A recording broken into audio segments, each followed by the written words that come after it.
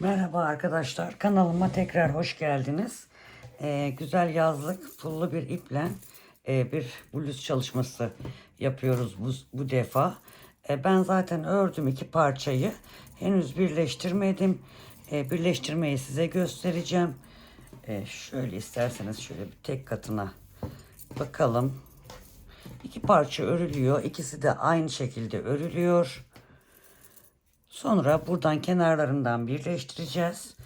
Yakayı da şöyle bir sıra bir tığ geçeriz veya geçmeseniz de olur. Artık o sizin tamamen zevkinize kalmış. Bu bluzumuz oldukça kolay. Tığ işi.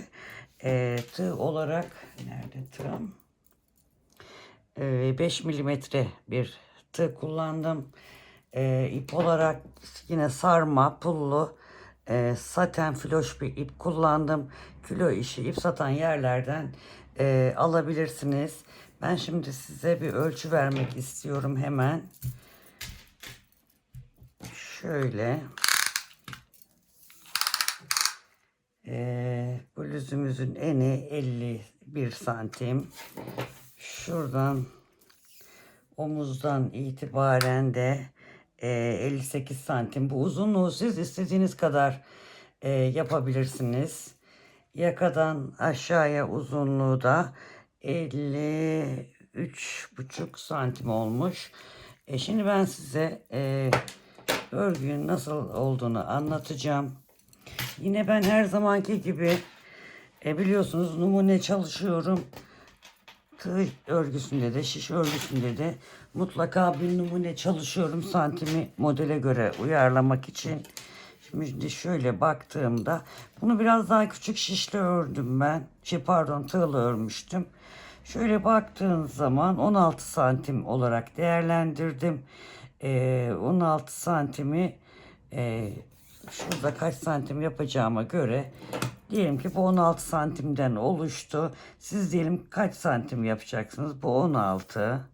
Şöyle ikiye getirirsiniz. 33 işte ya da 32. Şöyle şuraya geldim mi 50 santim.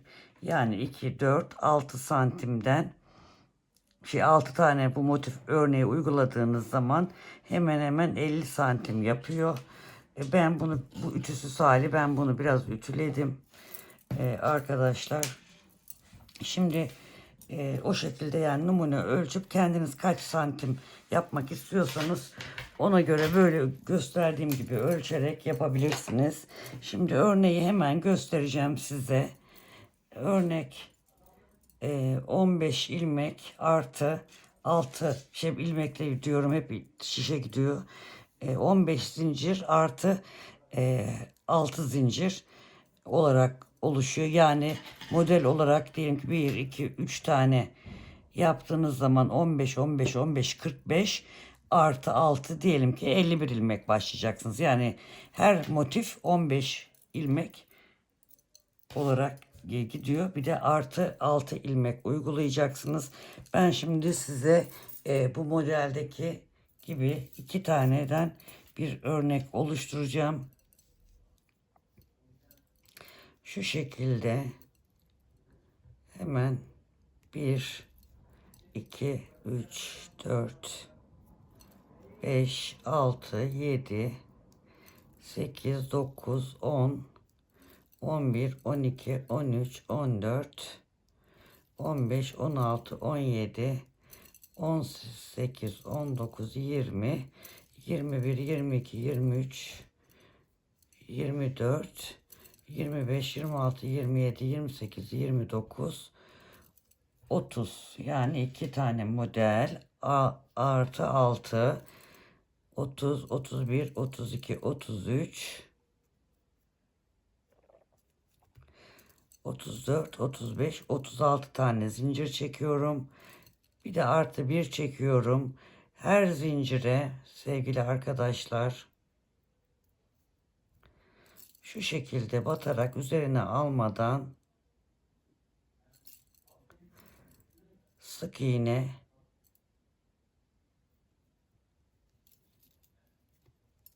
yaparak sıra sonuna kadar şu şekilde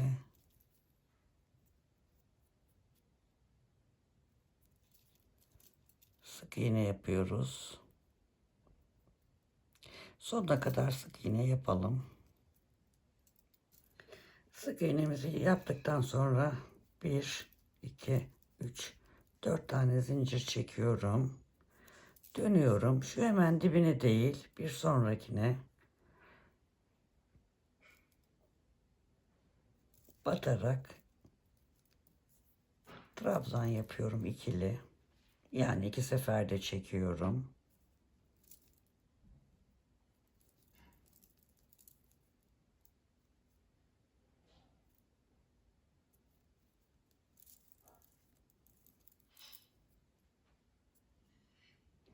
Sırayı bu şekilde tamamlıyorum.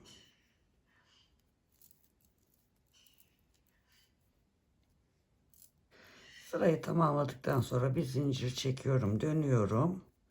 Dibine değil, bir sonrakine batıyorum. Yine sık iğne olarak bu tepelere batıyorum.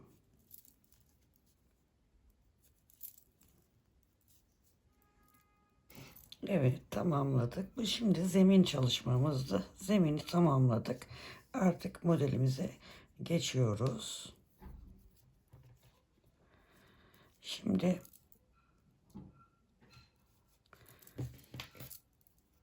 bir, iki, üç, dört zincir çekiyorum. Şu dibindekine değil, yanındakine değil, üçüncüye yani batıyorum. Buraya ikili trabzan yapıyorum. Aynı yere batıyorum. Bir tane daha yapıyorum. İki tane aynı yere battım. Arada bir zincir çekiyorum.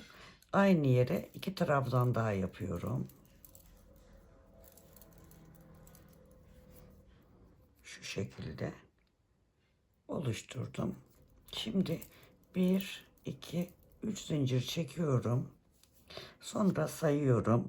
1, 2, 3, 4, 5.'ye batıp sık iğne yapıyorum. Şimdi 1, 2, 3, 4, 5 zincir çekiyorum. 1, 2, 3, 4, yine 5.'ye batıyorum. Şimdi 1, 2, 3 zincir çekiyorum. Üzerine doluyorum. 1, 2, 3, 4, 5.'ye batıyorum. Buraya bir tane trabzan. Aynı yere ikinci trabzan. Araya bir zincir çekiyorum. Aynı yere ikinci trabzanım. İkili trabzanımı yapıyorum. Bir tane daha aynı yere batıp şu şekilde baştaki gibi yapıyorum. Su taşımı yaptım. 3 zincir çektim. 5 tane 5.'ye battım. 5 zincir çektim. 5.'ye battım. 3 zincir çektim. Yine 5.'ye batarak su taşımı yaptım. Buna eskiden su taşı deniyordu. Yine bir tane modeli tamamlamış olduk böyle. Şimdi ikinciye başlıyoruz. 1, 2, 3 zincir çekiyorum. 1, 2, 3, 4, 5.'ye batıyorum. 5 zincir çekiyorum. 1, 2, 3, 4, 5 zincir çekiyorum. 1, 2, 3, 4, 5.'ye batıyorum. 3 zincir çekiyorum. 1, 2, 3 zincir çekiyorum. Üzerine doluyorum bu defa. 1, 2, 3, 4, 5.'ye batıyorum. 1,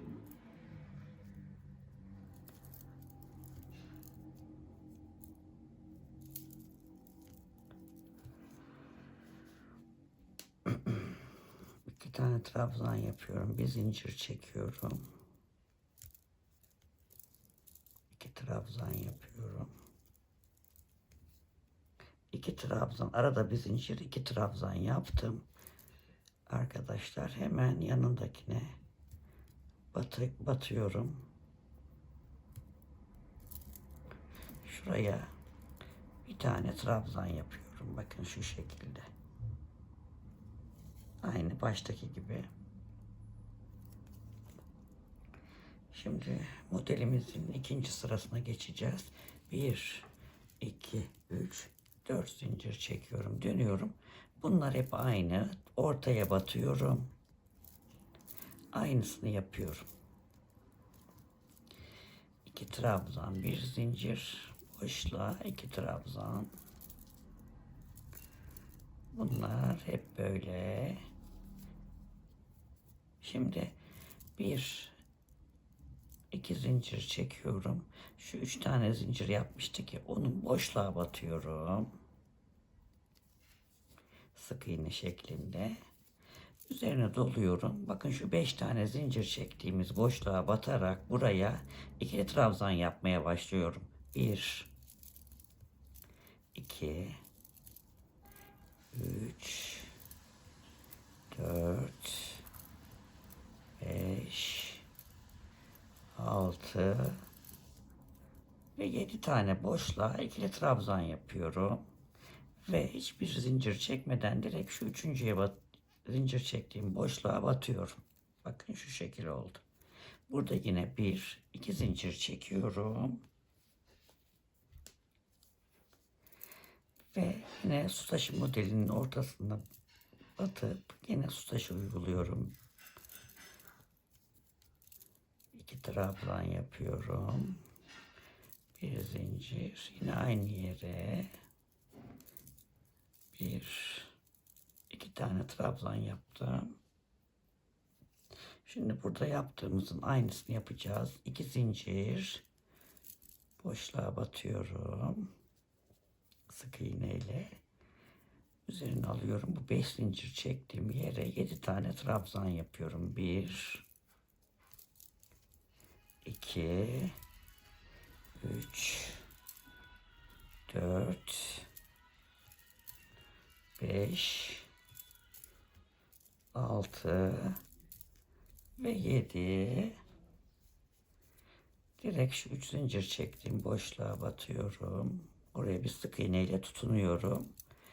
2 zincir çekiyorum ve su taşı yerine geliyorum. Buraya yine su taşı modelimi uyguluyorum. Modelin üzerine doluyorum. Bakın şurada boşluk var ya, o boşluğa batıyorum. Modelin ikinci sırasını tamamladık. 1, 2, 3, 4 zincir çekiyorum ve dönüyorum. Yine su taşı modelimi uyguluyorum. Bunlar hep aynı. Örgümüz boyunca değişmiyor. Su taşımı yaptıktan sonra şimdi hiç zincir çekmeden üzerine doluyorum. Ve burada 7 tane yaptığım trabzanların üzerine yine 7 tane trabzan yapacağım. Ancak bu defa aralarında birer tane zincir çekeceğim.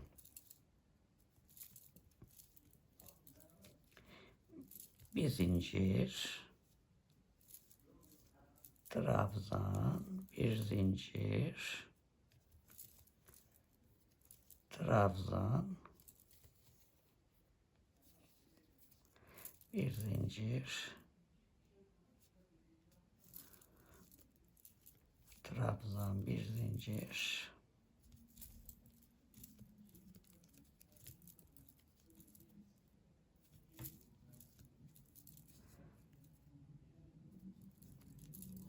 şuraya da batalım. Yedinciyi yapalım. Şimdi hiç zincir çekmeden üzerine alıyorum, doluyorum ve su taşının olduğu yere batarak su taşını yapıyorum.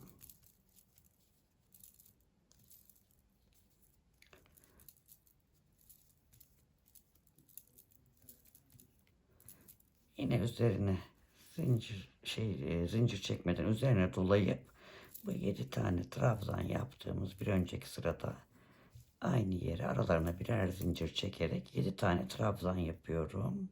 1, 2,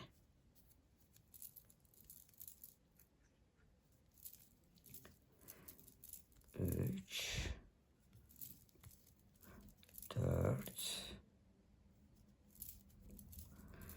5,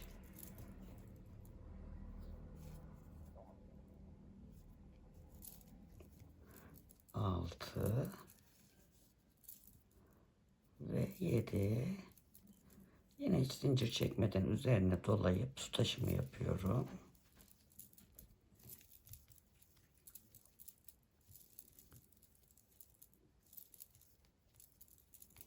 Üzerine ip dolayıp şu boşluğa batıyorum bitirirken. 4 zincir çekerek 2, 3, 4 modelimizin 4. ve son sırasını yapacağız.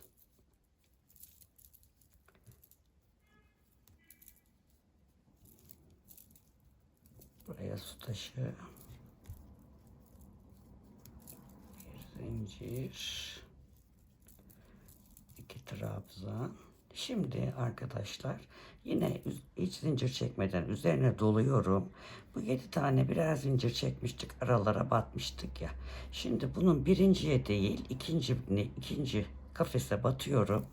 Buraya 2 trabzan yapacağım ama trabzanları kapatmayacağım. Yani şöyle bir tane yaptım. Bakın bunu çekmeden bekletiyorum. Aynı yere batıyorum. Birinciyi çekiyorum. Toplamıyorum. Bekletiyorum. 3 tane bu şekilde yapıp üçünü bir topluyorum. Bu şekilde.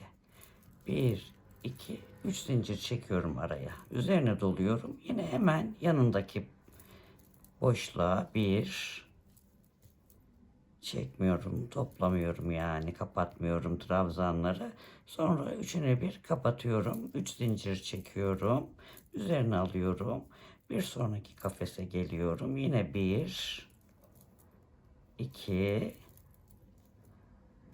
üçünü yapıp hepsini bir seferde toplayıp arada zincir çekiyorum. 1, 2, 3. Hemen yanındakine batıyorum. Aynı işlemi ona yapıyorum. 1, 2, üçünü bir topluyorum. Burada bir zincir çekiyorum açılmasın diye. Ve üzerine alıp hiç zincir çekmeden sıradaki su taşına geçiyorum.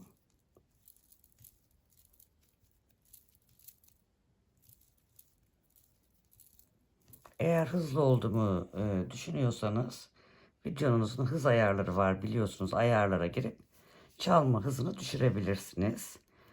Tekrar üzerine alıyorum. Bakın birinci kafese değil ikinci kafese. 1, 2, 3 tane yapıp batıyorum. Yarım olarak hepsini bir topluyorum. 1, 2, 3 zincir çekiyorum aralarda. Üzerine alıyorum. Sıradakine 1, 2, 3 tane yapıp hepsini bir topluyorum. 3 zincir. Yanındakine 1, 2, 3. 1, 2, 3 zincir çekiyorum arada. Üzerine alıyorum. Sonuncuyu yapıyorum. Bundan 4 tane yapıyoruz. 2, 3. Bunlar takılabiliyor. Şöyle yapayım. Burada bir tane zincir çekiyorum. Bakın burada 1, 2, 3, 4 tane yaptım. Üzerine aldım. Su taşıma geçiyorum. 1, 2, arada bir zincir. Pul örmek zor oluyor arkadaşlar. 1, pulsuz iple de yapabilirsiniz. Şu boşluğa trabzanımı yaparak sırayı tamamlıyorum. Modelimizi tamamlamış olduk. Şimdi şurada zemin üzerine kurduk. Bundan sonrakisini buradakilerin aynısını yapacağız. Ama zemin üzerine kurmayıp model üzerine kuracağız. Şimdi onu da göstereceğim. Yani bu 4 sırayı sürekli tekrarlanmış olacak. Model üzerine kurmayı da hemen gösteriyorum. Yine dönüyorum, su taşımı yapıyorum.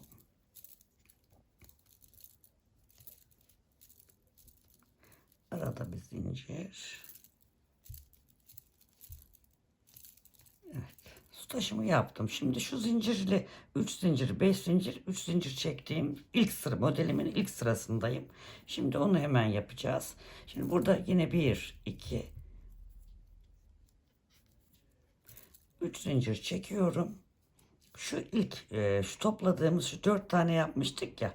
Onun ilkine batıyorum. Buraya sık iğne yapıyorum. Şimdi 5 zincir çekeceğim. 1, 2, 3, 4, 5. Bunda da şunlardan ortadakini bırakıp yanındakine, yani bundan 2 tane atlamış olacağım. Buraya değil, bir boşluğa değil, ikinci boşluğa batacağım. Evet, şimdi 1, 2, 3 zincir çekip hemen su taşıma geçeceğim.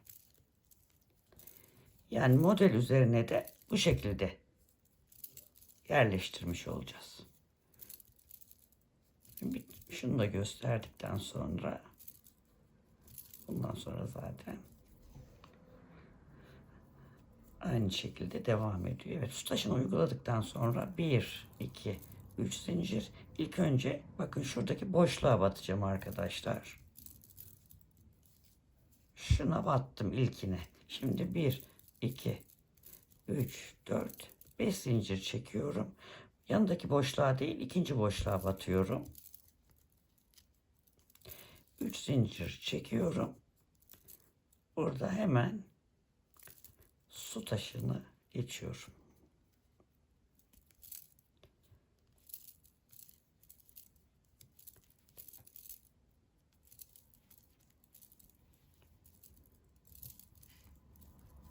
Su taşını yaptıktan sonra da şurayı hemen kenara trabzanla bağlıyoruz. Evet. Bakın bu şekilde model devam edecek.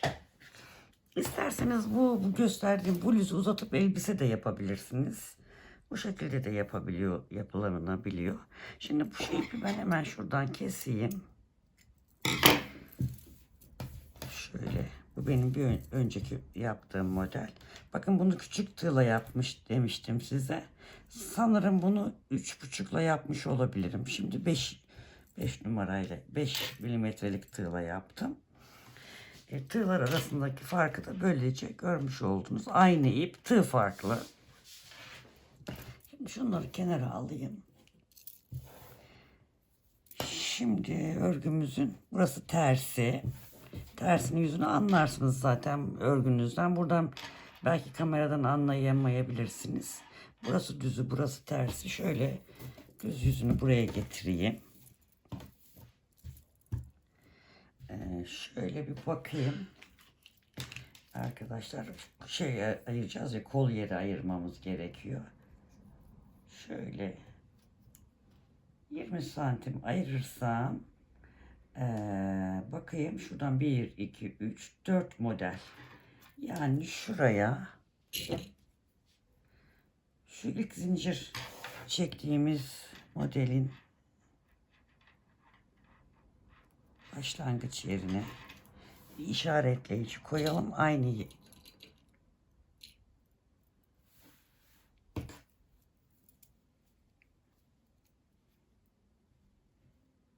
şuraya.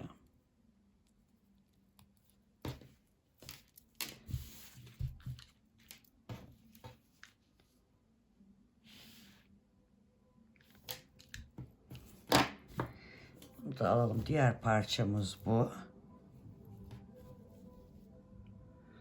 Bunun da düzü bu taraf, tersi bu taraf.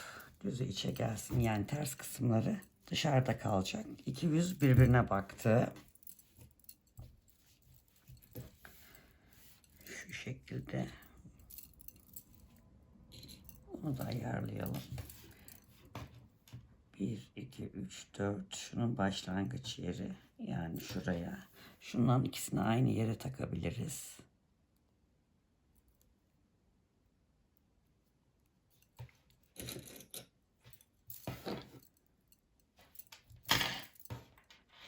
Şöyle 20 santim ayırdık. Yani burayı siz kendi kol santiminiz kadar ayarlayabilirsiniz. Evet, 20. Yani biraz aşağısı da olabilir. Şuraya ben hemen bir mandalım var. Bir mandal takacağım. Kaymasın diye. Buna da bakalım. 1, 2, 3, 4 şura başlangıç yeri.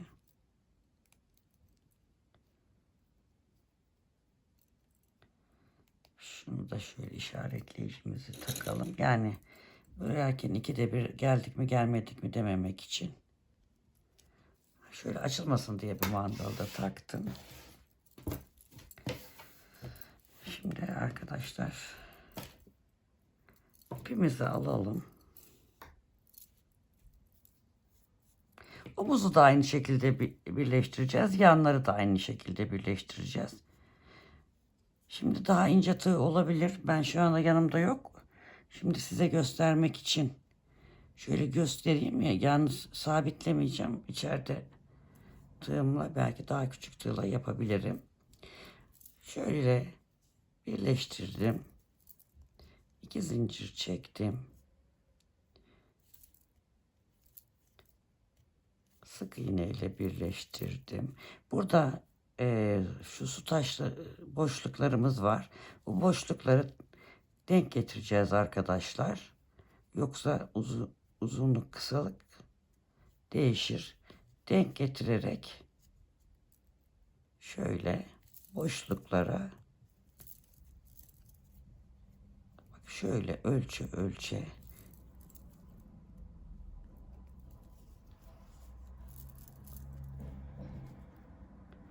şöyle de yapabilirsiniz. Şuradan bir boşluk, şuradan bir boşluk gibi de yapabilirsiniz. Kolaylık olsun diye. Bu şekilde birleştirmemizi yapacağız. Zaten aynı ipek. Bakın şöyle. Şöyle baktığımızda şu şekilde olacak. Omuzu da aynı böyle tersten aynı. Buradan başlayacağız. Onda da şu aralara batacağız. Bakın şurada aralarımız var. Bak şurada. Şu su taşının arası var.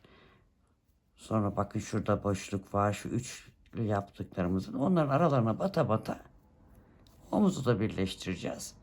Sonra yakayı tığlamaya da gerek yok. Nasıl istiyorsanız ben yani yaparsam zaten tamamlandığında göstereceğim size.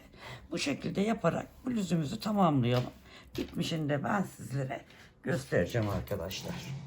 Evet, bluzumuzu bitti. Birleştirmelerini de yaptım. Şöyle. Gördüğünüz gibi hiç belli olmadı. Gayet şık oldu. Şöyle biraz daha yakından belki bakmak istersiniz.